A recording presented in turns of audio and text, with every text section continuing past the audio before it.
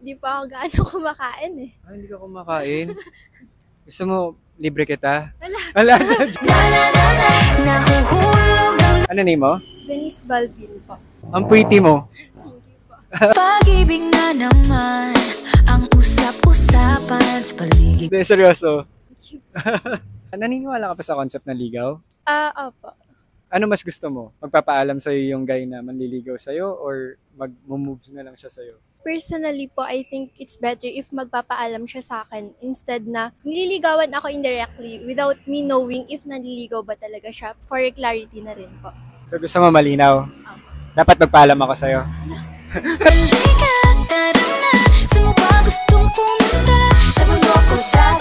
Kung liligawan kita, ano mas gusto mo matanggap? Rose o chocolate? More on chocolates po ako.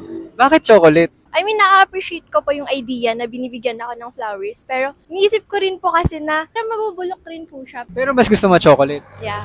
Bakit mahilig ka ba sa sweet? Okay lang po. Sweet ako eh. Lagi na umaawit mula kusina. Sakto may bibigay ako sa'yo. Chocolate para sa'yo. Hindi po tayo tapos, uy. Ba't lumalayo ka na? Ano yung hinanap mo sa isang lalaki? Ano? Basta po, hindi cheater. Hindi naman ako cheater. Sa exam lang. Ano pa?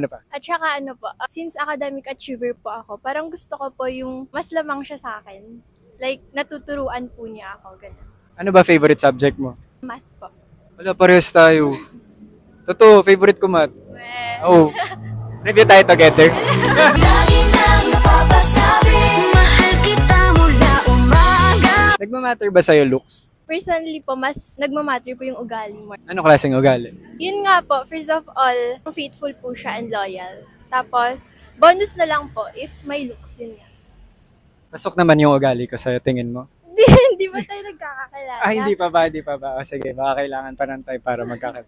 Nahuhulog ang loob sa'yo. May marirecommend ka bang kainan dito? Hindi pa ako gaano kumakain eh. Ah, hindi ka kumakain? Gusto mo, libre kita? Wala. Wala na. Nahuhulog ang loob. Hindi ba? Naniniwala ako eh. Ay, maniniwala ka. Okay lang naman.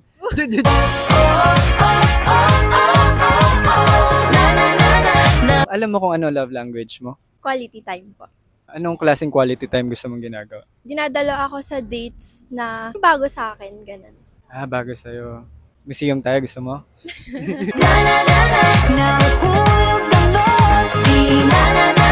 Ano mas gusto mong marinig? I love you or mahal kita? Ha? Ano mas gusto mo naririnig? Ah, Anong okay. preference mo? Ikaw naman eh. Pinapangunahan mo agad. Sige po, yung una.